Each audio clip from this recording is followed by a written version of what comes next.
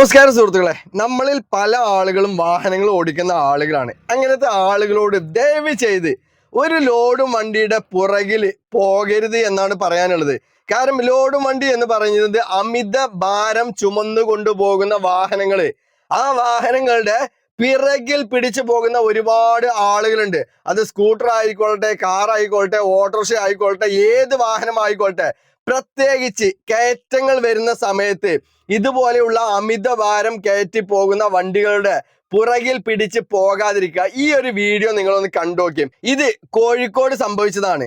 ആ കുട്ടിയുടെ ഭാഗ്യം, ആ വീട്ടുകാരുടെ ഭാഗ്യം ഒന്നുകൊണ്ട് മാത്രമാണ് ആ സ്കൂട്ടർ യാത്രക്കാരി അവിടെ അത്ഭുതകരമായിട്ട് രക്ഷപ്പെടുന്നത്.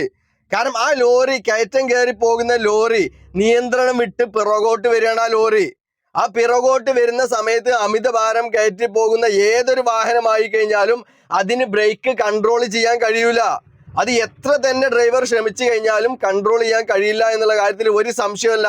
കാരണം എന്താ വെച്ച് കഴിഞ്ഞാൽ ബ്രേക്ക് ചവിട്ടി കഴിഞ്ഞാൽ മുന്നിലോട്ട് പോകുന്ന വണ്ടി കയറ്റത്തിൽ പെട്ടെന്ന് പിറകിലോട്ട് വന്നു കഴിഞ്ഞാൽ ബ്രേക്ക് ചവിട്ടിയാൽ ആ വണ്ടി നിൽക്കില്ല, അത് കൺട്രോൾ ചെയ്യാൻ കഴിയില്ല.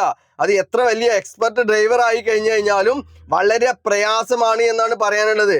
അപ്പൊ ഇതുപോലെയുള്ള അമിതഭാരം കയറ്റി പോകുന്ന വാഹനങ്ങളുടെ പിറകിൽ പിടിച്ചുകൊണ്ട് ഇതുപോലെയുള്ള അപകടങ്ങൾ വിളിച്ചു വരുത്താതിരിക്കുക എന്ന് മാത്രമാണ് നിങ്ങളോട് പറയാനുള്ളത്.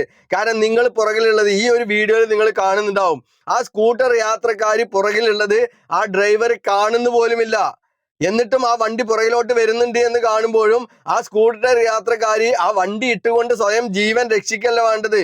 എന്തോ ഭാഗ്യവശാൽ ആരുടെയോ കാരുണ്യം കൊണ്ട്, ആരുടെയോ കരുണ കൊണ്ട് ആ സ്കൂട്ടർ യാത്രക്കാരി അവിടെ അതിസാഹസികമായിട്ട് രക്ഷപ്പെട്ടു എന്ന് തന്നെ പറയാം. അത് അവരുടെ ഭാഗ്യം എന്ന് മാത്രമാണ് പറയാനുള്ളത്.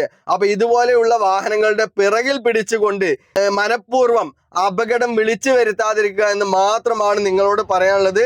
കാരണം നിങ്ങളുടെ ജീവൻ നിങ്ങൾ മാത്രമാണ് ഉത്തരവാദി. നിങ്ങൾ രക്ഷിക്കുക എന്ന് മാത്രമാണ് നിങ്ങളോട് പറയാനുള്ളത്.